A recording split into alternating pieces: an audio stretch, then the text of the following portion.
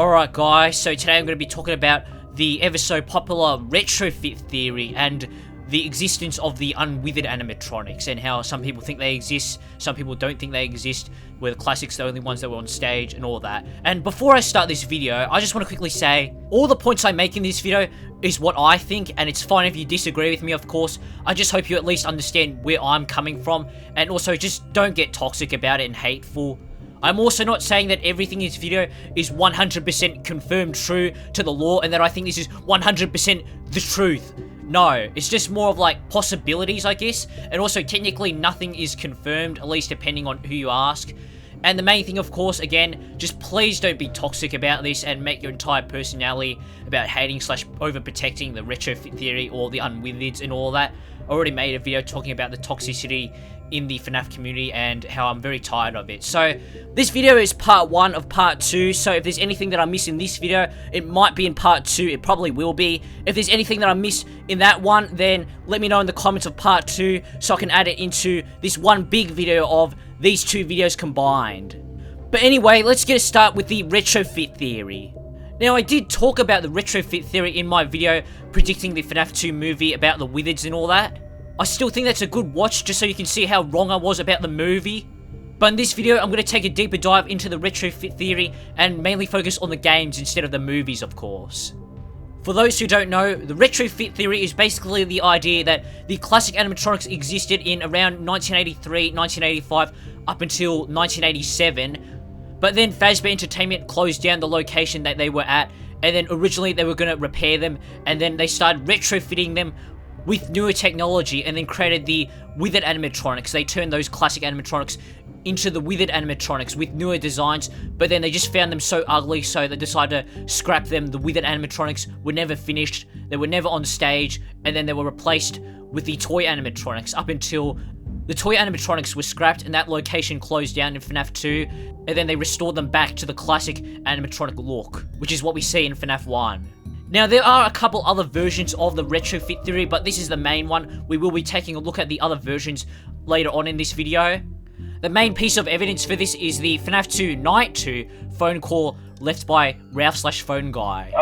By now I'm sure you've noticed the older models sitting in the back room. Those are from the previous location, and we just use them for parts now. The idea at first was to repair them. They even started retrofitting them with some of the newer technology. But they were just so ugly, you know, and the smell. So the company decided to just go in a whole new direction and make them super kid-friendly. Other pieces of evidence include the classic animatronic designs being used in a lot of places related to the 1980s versions of Freddy Fazbear's Pizza, such as the Plushies, which always use the classic designs, even in FNAF 4, which takes place before FNAF 1, of course. Captain Foxy is also based on classic Foxy, even though he was technically around in 4-Fest of 1983. Also, similar case with UCN Fredbear, who is based off FNAF 1 Freddy, FNAF 1 Golden Freddy. He's based off the classic animatronics. Also, the classic animatronic endoskeletons are called Endo 01, whilst the withered animatronics endoskeletons are called Endo 02. So, of course, Endo 01 might be the first version of the endoskeleton, used in 1983/1985 till 1987 when they were retrofitted into Endo 2 for the withered animatronics. Also, in Secret of the Mimic, it is of course revealed that prototypes for the FNAF 1 crew exist. So that means they did definitely exist in the very early days of Fazbear Entertainment. In the week before, Phone Guy/Ralph says that he's glad the animatronics were restored to their classic look. Also, it talks about backstage Freddy and how he's from the early days of Fredbear's. Also, in the Into the Pit game, the classic animatronic designs are used. And finally, in the movie universe, in the Five Nights at Freddy's 2 movie, the withered animatronics are confirmed to be prototypes that were used for parts. They were never on stage and performed. Now, you'll most likely see this in two ways, where you'll be like, oh yeah, this makes a lot of sense. Or you might say, wait a minute, there's a hole here, there's a hole here. So now we're going to go into a lot of the holes that the FNAF community and I have noticed with this theory. Now, probably one of the biggest things I disagree with on this theory, with the evidence, and probably one of the biggest things I dislike about this theory, is the whole thing using Ralph/Phone Guy's FNAF 2 Night 2 phone call as evidence. That's a mouthful, guys, gee. Because in the retrofit theory, at least the one I'm talking about, they kind of like twist his words, or at least, or more like misunderstand his words. The theory says that the retrofitting changed the suits, and that just kind of adds random information out of nowhere because he never mentions the Withered animatronics, the original animatronics, getting any new suits or new designs in his phone call. He only talks about retrofitting technology into the original animatronics, which is Scott's explanation on why the Withered animatronics attack the player with the whole facial recognition thing, and also why they're fooled by the mask. But with Foxy, there's a number of different explanations, although most of them aren't really important to the lore, and either way, it doesn't really matter. But Phone Guy said that he was always a bit twitchy, so maybe they just had a lot of trouble working on Foxy for some reason with his programming. Oh yeah, Foxy. Hey listen, that one was always a bit twitchy. Or maybe because he saw the missing children's incident as we saw in the Foxy Go-Go minigame. Or maybe it's just because the retrofitting was just cut short. And since they were retrofitting them in order, it went from Freddy, Bonnie, Chica, Foxy. Foxy's last, so he got cut out at the last moment, and the programming that makes them fooled by the mask wasn't added to him. Or it could just be as simple as the movie's lore, where it's just broken. Now, the movie lore is different from the game's lore, of course, but this is so simple, it could definitely be carried over. It's just something so small, and it doesn't have any impact on the lore, really. Back to the retrofit theory, it also talks about how the animatronics look so ugly because of the retrofitting. The retrofitting looks so ugly. But at least to me, the line about retrofitting followed by the, but they were just so ugly, you know? That's not a continuation of what he was saying. Those are two separate lines. Instead of implying that he said, they even started retrofitting the animatronics with newer technology, but the retrofitting was just so ugly, you know? He's instead saying, they even started retrofitting them with newer technology, but those original animatronics, they were always so ugly, you know? So the way I interpret that line is that he was always talking about the original animatronics, the Unwithered animatronics being ugly. He wasn't talking about the retrofitting being ugly. And also, considering the whole context around FNAF 2 when this line was written, considering the gameplay of FNAF 2, how he needed to explain why the Withered animatronics were attacking, of course, and were fooled by the mask, would the retrofit theory with only this piece of evidence make sense in the context of 2014 with only FNAF 1 and FNAF 2? I mean, yeah, the FNAF 1 classic animatronic designs are different from the FNAF 2 Withered designs, so I guess there needs to be some sort of explanation. So it probably was, but then again, FNAF 2 was always made to be a prequel, so I guess maybe there still is some sort of connection there, maybe. Now, although Scott may have not originally intended this to be the case when he made FNAF 2, this could possibly be bended to fit the current lore where the new details technically don't retcon what was said, but more so just bend what was being said into something else from a different perspective, maybe. The next thing I want to talk about is the classic animatronic designs appearing in Secret of the Mimic as prototypes.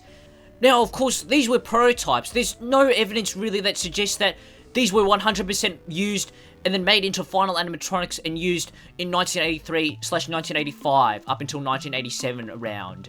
But from my understanding, basically, Secret of the Mimic is just saying that the classic animatronics designs did exist in the early days of Fazbear Entertainment. They did exist, maybe they were on stage or not, maybe not, but they definitely did exist. All of this Secret of the Mimic stuff with the prototypes of the classic animatronics, I'm going to be covering that in part 2, where I go over the history of the original animatronics, mostly. The next thing I want to talk about is all of the appearances of the classic animatronics in 1983/1985 up until 1987 adjacent Fazbear Entertainment media. So we're going to be talking about the Plushies, Captain Foxy, Into the Pit, all of that.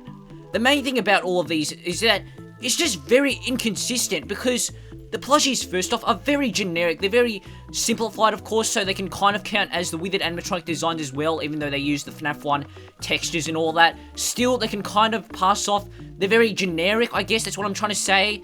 And in the Halloween update for FNAF 4, the Foxy plushie is recolored to Mangle. So does that mean there's a FNAF 1 Foxy colored as Mangle? I don't think so. I just feel like this part of the lore is just kind of overcomplicated a little bit because they're just plushies used in the background in minor things. They're not really that significant. They're just background props. Why is there lore around their designs? There isn't really any. Captain Foxy is FNAF 1 Foxy and he's damaged. Why would a damaged Foxy perform? I thought the entire reason he was out of order in FNAF 1 was because he was damaged. Now, the cutouts for Captain Foxy don't have any damage on him. He's not got any withering on him at all. It's classic Foxy with no damage or withering, although it's kind of like a generic / stylized design. It's kind of like the Plushies where it could kind of double as both, but it definitely resembles classic Foxy a bit more. But then again with these cutouts, there's characters like Ennard and Phantom Freddy, they appear as cutouts, so it doesn't make sense why they would exist in 1983 in 4Fest as these cutouts. Why would they be using these two characters that weren't created for performing on stage? Like, Phantom Freddy, he's like a hallucination, kind of. Ennard, he's just a jumble of all the fun times. He's a massive wise. Why would they use them? It doesn't make sense. And the timeline doesn't even match up either way. The reason these characters show up is because they appear in a DLC for a VR game, in and out of universe. They're for a VR game.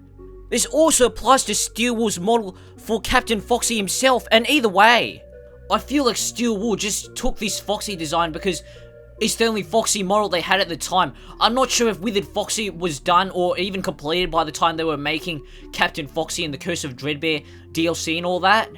It's the same reason why Classic Freddy and Classic Foxy are used as the basis for the Phantoms in the FNAF 3 level, because the Withered animatronic models didn't exist at the time they were made, or they weren't completed. That's why they had to be added into the FNAF 2 level in a later update. So the Withered animatronic models couldn't be used to make the Phantoms, and people use the classic models appearing as an excuse or some sort of lore piece to say that, oh, the Withereds were replaced by Scott, the Withereds aren't canon. No! In the FNAF 2 level, before the Withereds were added, it was just regular Foxy, classic Foxy in the FNAF 2 location. He was there in the parts and services camera, he was there in the nights where you had to flash him. It was the classic Foxy model because they didn't have the Withered Foxy model, which replaced him later on in that level. So, does that mean classic Foxy was in FNAF 1? No, it doesn't. It's just because they didn't have his model. This whole thing with the Withered animatronic models not existing also applies to the Pizza Party in Help 1, and people are saying that, oh, because the Pizza Party ending uses the classic animatronics, that means the classic animatronics were in the missing children's incident, which, that could be true, but I don't think this is the right evidence. It could be true, and this doesn't disprove that the Unwithered animatronics existed afterwards, but Steel Wool didn't have the Withered animatronics, and they never made the Unwithered animatronics, so that's not a fair point. They're not going to model the Unwithered animatronics just for this scene, are they?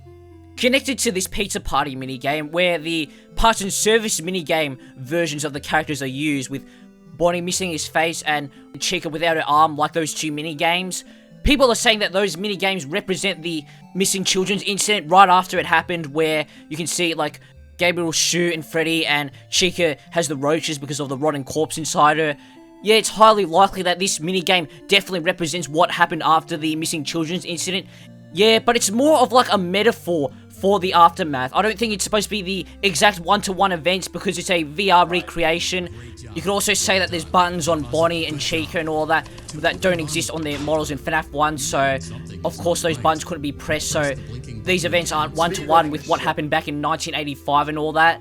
And again, this necessarily doesn't confirm that the Unwithereds weren't used and did not exist. It just shows that the classics were the suit designs that the missing children were stuffed into. And even that may not be true, because again, why would they make the Unwithered animatronics for this? I think more people would like to see the classic animatronics, at least the more casual fans, because just considering the context of this game and how it's just supposed to be a bunch of fun mini games that you play, it's the first time Five Nights at Freddy's is brought to 3D and in VR especially, so the more casual fans are going to recognize the iconic classic designs over the Withered designs, especially if the Unwithereds. If this was the first appearance of the Unwithereds, people might be confused, especially more casual players who aren't into the lore of Five Nights at Freddy's. If they see, like, Unwithered Bonnie, and this is the first time we see him, they're going to wonder, like, oh, why does Bonnie look like that? That's weird. So it would make more sense to use the classic and more iconic designs, because people are going to be like, oh my goodness, I'm actually working on Bonnie the Bunny himself. Oh my goodness, it's crazy seeing this classic design up close. Going back to the design inconsistencies, again, the classic animatronics and even the Unwithered designs are used interchangeably, because in FNAF 6, classic Freddy's there, but then like in the next shot, Unwithered Freddy's there, so it doesn't really count. The same thing happens in Into the Pit, where some of the sprites, yeah, they're using the classic designs, but in others, they're using the Unwithered designs, like in Freddy's Jump Scare, and then Unwithered Golden Freddy's there. And with UCN Fredbear being based off the FNAF 1 classic designs, this also kind of ties into the week before with how Ralph says he's glad Fazbear Entertainment restored the animatronics into their classic designs, and also with Backstage Freddy being said to be from the early days of Fredbear's Family Diner. it kind of just leads to the idea that the classic animatronics existed first. It doesn't outright state that no, the Unwithered animatronics did not exist. As for the FNAF 2 movie, although like the retrofit theory, it says that the Withered animatronics were never on stage, they never performed, it also at the same time goes against the main retrofit theory where the classic animatronics came first, when in the movie universe, the Withered animatronics came first and they're separate animatronics. This is pretty different from the game's timeline, which the animatronics that were a part of the missing children's incident, the Withered animatronics and the classic animatronics, at least to my understanding, they're all the same set of animatronics. There's no Withered animatronics and classic animatronics that coexist at the same time like the movies. The main reason why I think the original animatronics, the Withered animatronics in the FNAF 2 location are possessed by the missing children's incident victims is because Phone Guy talks about the smell of those animatronics. And the smell? The newspapers talk about hygiene issues at Freddy Fazbear's Pizza in 1985 with the animatronics smelling, so there's a connection there with the Withered animatronics smelling and the original animatronics smelling after the MCI kids were stuffed into those suits. And it doesn't really matter if it was the Unwithered designs they were stuffed into or the classic designs that they were stuffed into. I'm more leaning towards that it was the Unwithered designs that they were stuffed into, but then again, in FNAF 1, Ralph talks about how the animatronics never got a bath, so that kind of implies that the FNAF 1 animatronics kind of smell as well. That rhymes. But anyway, the main thing is that after the Withered animatronics were turned into the classic animatronics that we see in FNAF 1, they still smelt, so the design change didn't change the smell. They still stuck with the animatronics, which makes sense since the original animatronics were still possessed after the design change from the Withered animatronics to the classic animatronics from FNAF 1, and that also includes the change from Endo 02 to Endo 01, they were still possessed. It is also heavily implied that the Withered animatronics went on to be the FNAF 1 animatronics because in the FNAF 2 newspaper talking about the FNAF 2 location closing with the toy animatronics being scrapped, it talks about how the original animatronics are being kept in hopes of Freddy Fazbear's Pizza making a comeback on a smaller budget. Circling back to the Five Nights at Freddy's movie universe, of course they're separate universes, they're very different from one of each other, so I don't think we can reliably use the FNAF 2 movie or the movie universe to solve the games, or at least use them as definitive proof. You can maybe use them as a small piece of evidence or just something to note, but I don't think people should be using it as the main framework, as a theory, or as a major piece of evidence when solving the games. I think it should be just something that should be taken note of. I've already seen people picking and choosing what aspects of the movies can be used to solve the games and all that. Of course, we've seen it with the game theory on Michael Afton and Mike Schmidt being separate characters, and then we've also, like I said before, with the Withered animatronics, with how some people are saying that, oh, the Withered animatronics were never on stage, they were never used, but then they ignore the fact that the Withered animatronics came first, and this is kind of the problem that I was kind of fearing / wondering in my FNAF 2 movie spoiler review. I was talking about how I was worried people were going to pick and choose what elements in the movies can be used to solve the lore in the games, and yeah, that's kind of what happened as expected. The same thing is being used with the books and all that, like with the week before and Into the Pit. Those necessarily may not be canon to the games universe. We don't know to what extent or for 100% if these books are canon to the games or not, and especially after Secret of the Mimic disproved Tales from the Pizzaplex being canon to the games universe, I still think that the books aren't canon to the games, I feel like. Of course, there's definitely elements they share that are similar, same thing with the novel trilogy and all that. I definitely think some parts can be used, but I feel like it's only if there's a direct connection, or if it's taken lightly as a small thing to note and not used as a full-on, the main framework of a theory in the game's timeline. Just like what I was talking about with the movie universe. Now, the week before, it may be canon. It definitely has a bit more going for it because it's directly connected to FNAF 1, with it being the week before FNAF 1, obviously. But then does that mean all the interactive novels are canon, including Return to the Pit, which I think is controversial, and it also means that Into the Pit is canon by extension. It kind of brings Into the Pit over.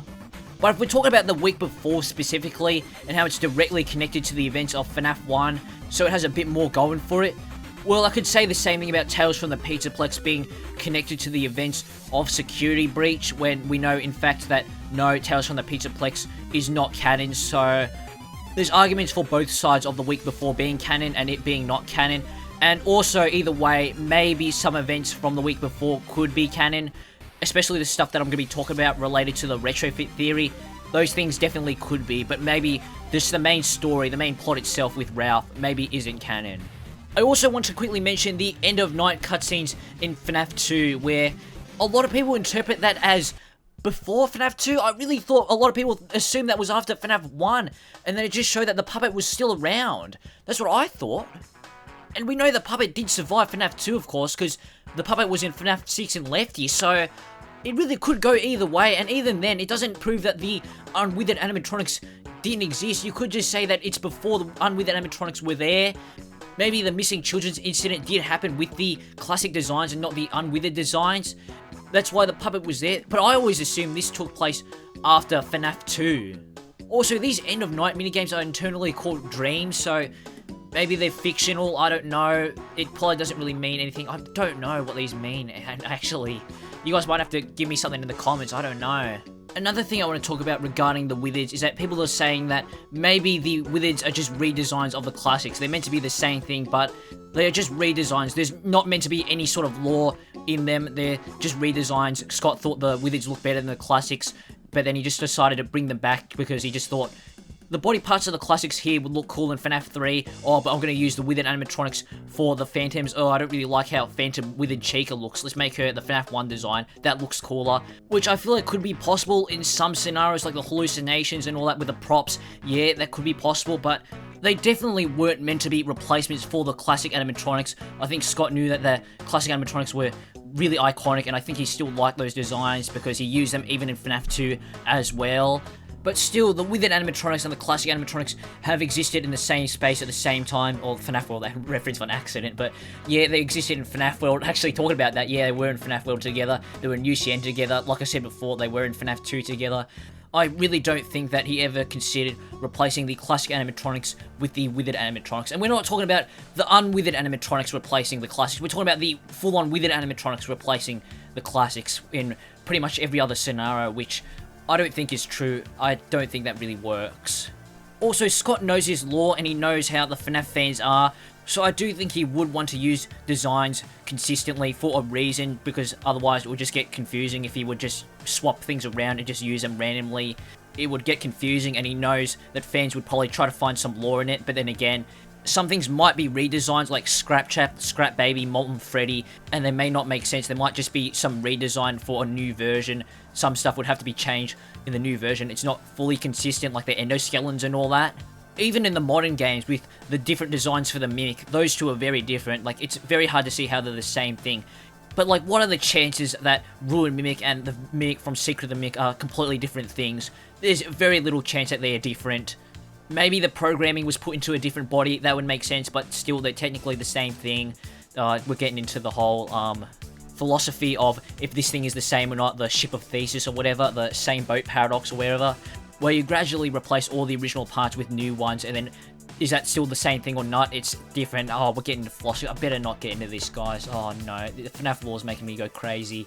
But I guess the main point is that at least Scott keeps it consistent to what timeline the animatronics appears in. Like, we see the FNAF 1 animatronics in the FNAF 1 location in the FNAF 2 dream sequences. We see Springtrap in FNAF 3 Phasma's Fright, and then afterwards in FNAF sister location when the location's burnt down. And we don't see stuff like Withered Golden Freddy in FNAF 1, or Scrap Trap in FNAF 3, or the classics in the FNAF 2 location. We don't see stuff like that. It's all consistent, and I guess it's mainly because we just don't really go back and forth a whole lot to the same location, but it's still somewhat consistent. Now, I'm going to talk about the alternate versions of the retrofit theory. Now, these theories are actually ones that I've made. I'm only just realizing that right now. I actually just made these, so let's go on to those versions. The first one is that the Unwithered animatronics, instead of just being unfinished concepts, they actually were finished, but then after that they were scrapped, just like the FNAF 2 movie. They were just then sent to parts and services and used for parts. They were never on stage, but they did technically exist.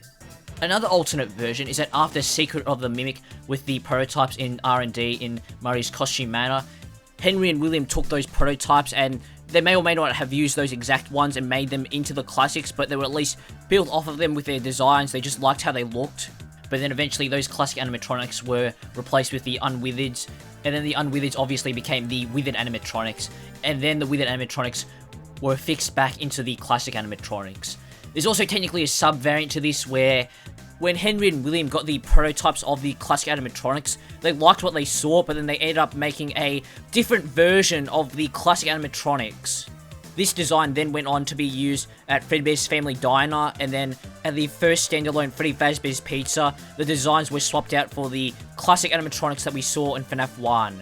This is when the classic animatronic designs became the most well-known, until around halfway through their lifespan they were swapped into the Unwithered animatronics, and this is when they went through their Withered saga, and then after that they went back to the classic designs, the FNAF 1 designs. Now this is similar to what I was talking about in my FNAF 2 movie predictions video about the Withered animatronics. I said maybe an early version of the classics were actually 1.0 and then the Withereds were 2.0, but then obviously this wasn't true. As for the game's timeline, I really don't know if this is true. It honestly would make a bunch of stuff make sense, like UCN Fredbear could have been around at the time the classic animatronics, the FNAF 1 versions, were introduced, because he fits in with those style, and then he performed at Freddy Fazbear's Pizza as a special guest. I think that was confirmed somewhere, but I don't remember where. You might have to let me know in the comments where he was like, had this record that he sung, I think. You could even say that Golden Freddy performed, but I think UCN Fredbear would make sense because this was the time that Fredbear became possessed, so it would make sense that this version was the one that showed up in UCN because this was when Fredbear became possessed, whilst before, the original Fredbear design was not possessed until the very end of his lifespan. And if you want to push this even more and try and cram in more lore with more designs, then you can maybe say that even Unscrap Trap performs with this version of Fredbear or something, I don't know. But aside from those designs, there's not really any direct evidence supporting this version of the retrofit theory. The only other piece of evidence really is Backstage Freddy from the week before and how it said that he's from the early days of Fredbear's Family Diner, so did a version of Backstage Freddy perform at Fredbear's Family Diner at some point? No! What the fuck? What is that? They were just so ugly, you know? Is that a dinosaur? It's definitely possible because the week before says that they are old designs, they're earlier models from the Fredbear days, so they're not like prototypes or anything. And remember that although Freddy's head does exist in the R&D area of Secret of the Mimic, the giant Freddy head, and that Freddy prototype had an unused head, which was only in, I think the promo videos for Secret of the Mimic, the other platforms it got released on, it was only in there. Maybe the head not being there means that Freddy's head wasn't actually finished, so they went and made the backstage version. It's definitely possible, the more I'm thinking about it, it's definitely possible, but it's a very big stretch. I'm only just putting that together now. I wonder if it's actually possible. I'm actually shocked. I'm gonna have to make this like a short video just focusing on Backstage Freddy, because I might be onto something, honestly. Probably not. I'm probably just going into things too deep, obviously. Digging too deep, as always. That's FNAF lore, that's FNAF theorizing for you. But I think that at least that second version of the retrofit theory that I was talking about, the main version, not the sub-version, where the classic animatronics existed before the Unwithereds, but the Unwithereds did perform on stage, I think that has a higher likelihood of being true than this one. I think that the classics did perform from like maybe 1983 up until 1985 or 1984, and then the Unwithereds performed from 1985 up until around early 1987 around. Maybe before the classic animatronics performed, there was an earlier version of those classic animatronics related to Backstage Freddy. Maybe. But that's it for part 1. Now again, I don't really need to say this, but please be civil in the comments. This is just what I think. I'm not 100% convinced on either side. I'm very open to many different possibilities. But that's what I think, and if you disagree with me, that's fine. I have more to talk about in the next video in part 2, and I just hope that you can understand where I'm coming from. So that's going to be it for this video. See you guys in part 2. Bye.